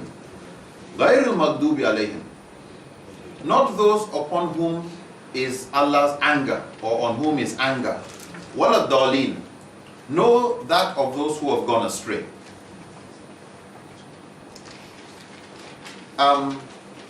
In some of the tafasir that look historically, the Jews are described as those who Allah was angry with because they killed their prophets. They were very antagonistic. As Allah says in one verse of the Quran, greatest in enmity to the believers will you find the pagans and the Yahud. But greatest in love would you find those who call themselves Christians. But they were lost. With all their love for Jesus, they carried him, he became another god. And so, historically, the context was understood by some, in other words, it's interpreted by some to be historically based. But we don't forget Allah saying, لَيْسُوا سَوَاءً مِنْ أَهْلَ الْكِتَابِ أُمَّةٌ قَائِمَةٌ. They are not the same. Among them are upright good people.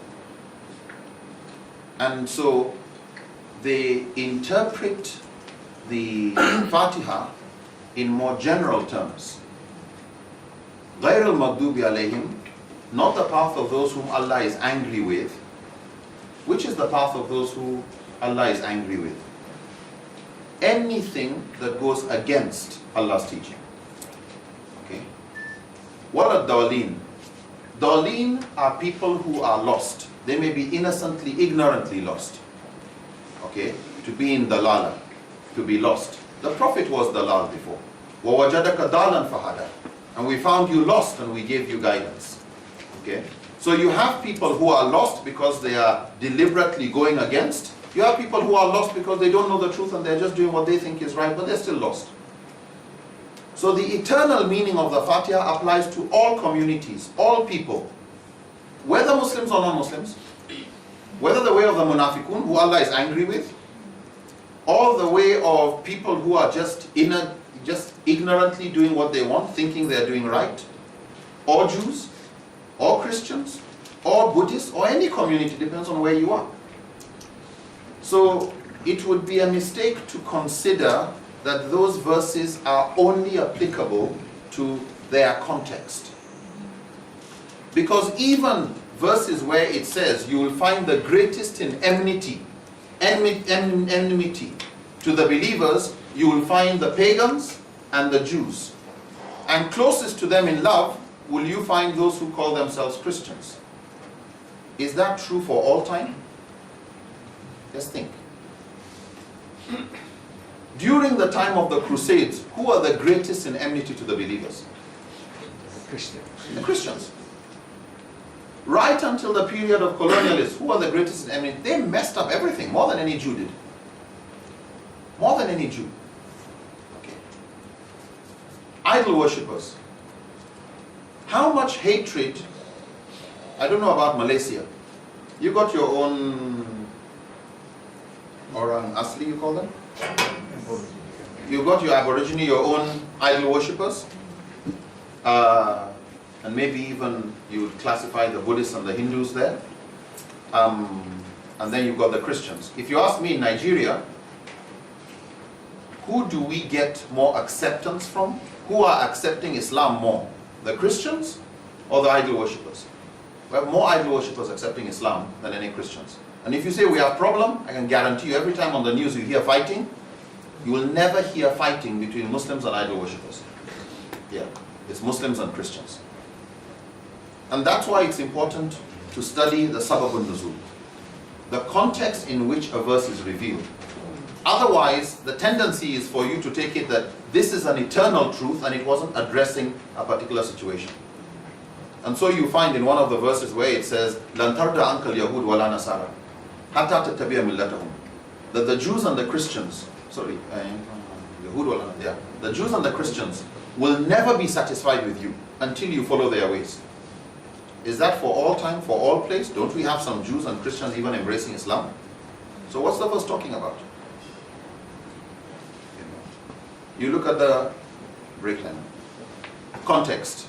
You look at the context, in which there was a discussion between the Prophet ﷺ. You look at the context in which the Prophet ﷺ was having a discussion with these people, but they were being adamant. Okay? And the revelation came to the Prophet ﷺ to let him know, these people will not be satisfied with you in this agreement until you follow their ways. So Ibn Kathir gives you the context in which Qatada was making that comment. So the need to be, I think, careful about how we generalize certain things that, if you look at the context, you appreciate the teaching, but we sometimes apply them to contexts that they were not meant for. Why must circumcision be done before embracing Islam? Why must circumcision be done before embracing Islam? So a person embraces Islam, he has to Cut. For men or women? No. Wow, that's wrong. What's the position here? I think Shafi is wajib, right? For women or men? Circumcision? No, for the man. Why? Soon. And nobody considers the one for the woman as wajib. Nobody. Why must circumcision be done before embracing Islam? At the time of the Prophet ﷺ, some people who wanted to circumcise, the Prophet ﷺ encouraged them. Some people he didn't disturb. But in many cases, he wouldn't even inquire. Okay? There was no even inquiry. Are you circumcised? Are you not? For many, it was part of the custom. Yeah. They copied it from the Jews because the Jews circumcised. Yeah. So because he didn't make a big deal out of it, most of the other madhabs considered it as encouraged but not compulsory. Circumcision for Muslims. But when it came to non-Muslims, because in many cases he didn't inquire, and you find Hassan al-Basri making a comment on that many people from different races embraced Islam, and many of them were not asked whether they'd been circumcised or not. And that is why for some of the scholars, they took it that circumcision was not a necessity for a non-Muslim. You didn't even have to inquire. It doesn't affect his Islam. If he wants to circumcise, you don't stop him, but you don't put it as a condition. So to the question, why must circumcision be done before embracing Islam? It doesn't have to be done. The other thing is like ghusl. When a person embraces Islam, we usually tell him to take a bath. Some people were required to take bath, some people were not required to take bath. Okay? But the Maliki considered it wajib, the Shafi considered it mustahab, encouraged, but not compulsory because the Prophet didn't make it compulsory on everyone. So it was considered a good thing to do, but not a precondition. Are we okay with that one? Yeah. Can we stop Break? lunch? Yeah.